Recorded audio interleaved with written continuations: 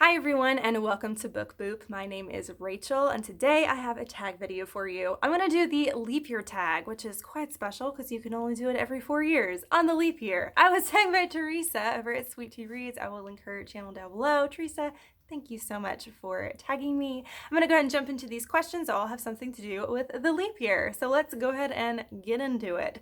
So the first question is an extra day. What's a book that brought something a little extra? So this book I feel like I've mentioned a lot lately, but I feel like I'm just not hearing very much about it and people need to read it. And I feel like it brings so much to the table. And that is The Assassination of Brangwen Spurge by M.T. Anderson. This is such a quirky middle grade read. I absolutely adore it. It has this fantastic art style on it that's very, very Renaissance style. Tons of beautiful artwork. The humor in it is so much reminiscent of Monty Python, especially like Monty Python and the Holy Grail. It reminds me so much of that. And on top of that, it just has a great message. It's all about respecting each other's cultures and learning about each other's cultures and just respecting people that are different from us. And I just really, really enjoyed it. It brings so much to the table. Please read it. It is so good. Please. It's amazing. Okay. Next question, taking a big leap. What is one book that you are afraid to read? And that one for me, definitely, is The Nightingale by Kristen Hanna. It's a couple reasons. One, it's historical fiction. I don't really read historical fiction. Two, I've heard this book is so good, but I also heard it's a tearjerker. Just about everybody that's talked about this book said it made them cry.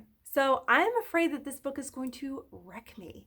I am terrified of that. I don't normally gravitate towards books and or movies that make me cry. It's just not my thing. I don't like to feel sad on purpose. So I'm a little nervous about this one, but I really, really want to read it. It's about these two sisters who live in Paris. It's during World War II, and that's about all I know. And I know it's supposed to be heart-wrenching. So it terrifies me, but I'm going to make myself read this year because it's been on my TBR cart for far too long. All right, next one. Every 4 years, what is the fourth book you read this year? So the fourth book I read was The League of Beastly Dreadfuls by Holly Grant. I read that one on my Kindle, and it was a book I'd had on my TBR forever. And it's actually a book that I didn't end up reading. It's probably the only book I won't end up reading this year because after I read it, it was a cute book. It's a middle grade, but it felt so young, like overly adolescent, almost like it's just like if you were just moving from children's into middle grade.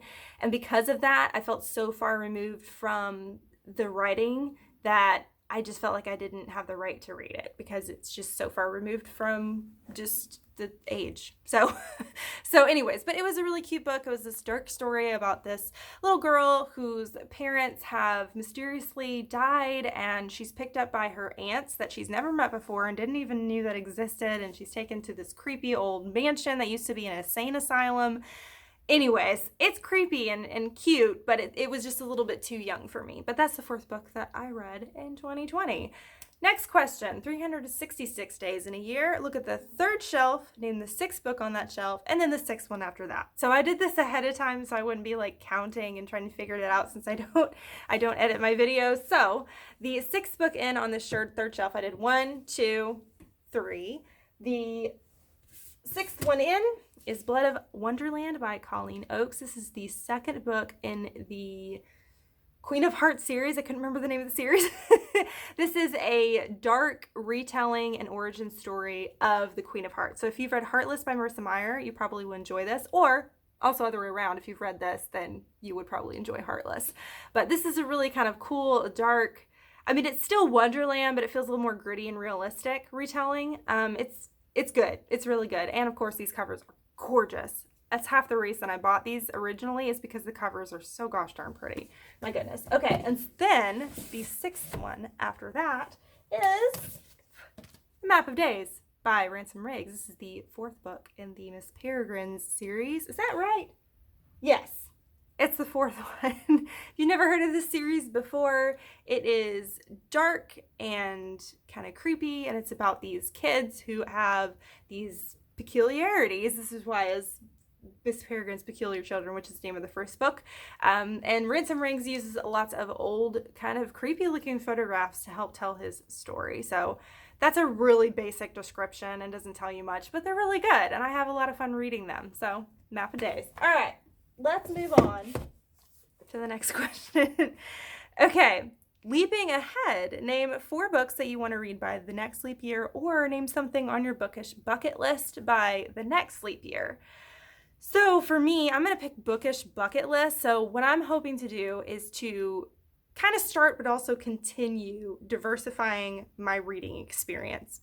I feel like I've been doing that a lot in 2020 so far. Granted, I'm only 3 months in March, but I'm trying to read a variety of age ranges, a variety of genres, a variety of like topics, a variety of release dates, whether it's an older book backlisted or it's something newer. So I'm trying to really diversify my reads, and I want to get better at it, and I'm getting better at it. I feel like I've really diversified what I've been reading this year compared to the past few years, and I want to continue that and make it even more diverse. So I'm really excited to start delving into different types of genres, different types of things.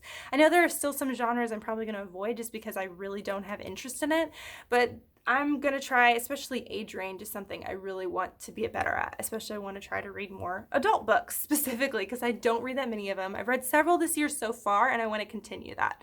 So that's kind of my bookish bucket list item. Next one, leapfrog. Name a book on your TBR that has green on it. So I grabbed a book from my TBR cart. I have a long list of books I want to read that's on Goodreads, but I wanted to go for the ones I actually own. So it's really the only green one I think on my cart, but it's the most green definitely, and that is A Forest of a Thousand Lanterns by Julie C. Dow. I've had this one on my TBR cart for a while now, and I think it's the first book in a series. I didn't realize that when I bought it. I thought it was going to be just a standalone, and I don't think the second book was out yet when I bought this. But this is supposed to be a retelling / origin story of the evil queen from Snow White. So that sounds really fascinating to me, because who doesn't like a lady that just like cuts people's hearts out? It's disturbing. So hopefully I will get to this one this year too. I'm trying to get to most of the books on my TBR cart if I can, but this is definitely the most green. All right, so the last question is bad luck. What bookish things do you steer clear from? So there's a few. I try to avoid reading books just because of the hype if I'm not interested in it. There are plenty of books that I read that are hyped up, but I am actually interested. I don't make myself read books I'm not interested in. And I know that's kind of no duh, but if there's a book that either gets tons of hype before it comes out or gets a lot of hype right after it comes out, but I read the description of the book and I'm like, that's just not something I'm really that interested in, then I'm probably not gonna pick it up. And I know there's some people that they will be like, well, I don't normally read this or that, or the description of it doesn't interest me, but people say it's good. So I usually try to avoid doing that. Sometimes it happens where I'll read something that normally wouldn't be within my interest, but it does pique my interest, if that makes any sense. Like Seven Husbands of Evelyn Hugo that I read this year. Normally I would never pick something like that up, but the description sounded kind of interesting and people loved it, so I read it. So something like that. Hopefully that makes sense. The other few things that I avoid bookish-wise, one is angst. I detest angst in books. I don't mind a little bit, I'm asking for it when I read YA, but I can't stand it when a book has tons of angst. It just drives me nuts. Makes me want to pull my hair out. And maybe it's just because I'm not a teenager, or a young adult, so I'm just not, I just like the angst it's like nails on a chalkboard to me. And the other one for me is really graphic romance, basically smut. I don't like reading it. I know some people really enjoy it. I don't like reading it. I feel like I don't need to know. I don't like that descriptor. It just makes me uncomfortable, and it's not something that I like to read. And for me, personally, it doesn't really add to the story. I'm fine if it's insinuated, like, that characters have done things, but I just don't want to read like the nitty gritty. I don't want to know step by step what happened. I don't need to know that. I don't want to know that. So I'm not a huge fan of smut in books. It's just not my thing. And it's fine if you do, if you love it, but it's not something I particularly like. All right. So the last thing I'm supposed to do is I'm supposed to tag 4 friends. Have you noticed that the number 4 has been prevalent in this tag? Fancy. All right. I don't know why I said that. So Justine from I Should Read That, you have been tagged. You're welcome. Next, Alex from Alex Black. You have been tagged as well, my friend. Mary from Mary Among Stories. You're tagged. You're it. Sarah from Sarah the Dreamer. you're it too, my friend. If you have not been tagged, if I didn't tag you out of those 4 and you want to do this, you've been tagged too. So if you want to do this tag, do it. Just say I tagged you. It's a fun tag. It's good times. And you know what? Jump on it because you can only do it every 4 years. So take it while you can. On this side of the screen over here is my logo. If you click on that, you can subscribe to my channel and follow me on my book journey. On this side over here is another video if you want another one right now. Thank you so much for watching. You rock. And don't forget to keep reading. Bye.